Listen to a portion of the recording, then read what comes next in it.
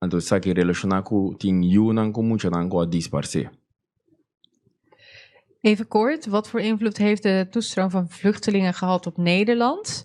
En en eigenlijk ook kinderen die verdwenen zijn en dat soort zaken. Que pensamento lá no ting ribe desarrollo de BRICS.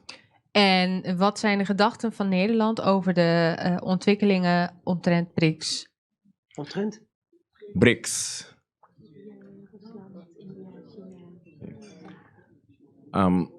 ASML. Tabisa kuna no tin suficiente ingenieur lokaal. En ASML geeft aan dat ze onvoldoende lokale ingenieurs hebben. Que solution lá no ting pensago. En wat voor oplossing heeft Nederland hiervoor? Laatste. En laatste. Het probleem dat je kuno kero nang.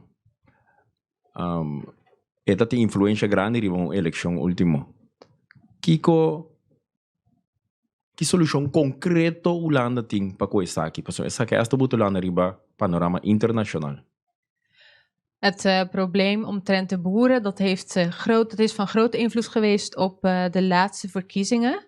En hoe gaat Nederland hiermee om? Want wat voor oplossingen heeft Nederland concreet hiervoor? Want deze situatie heeft Nederland ook internationaal heel veel aandacht gegeven. Masha dank. Dank u wel. Ja, ik zal het heel kort proberen te beantwoorden. Misschien even dan in de omgekeerde volgorde.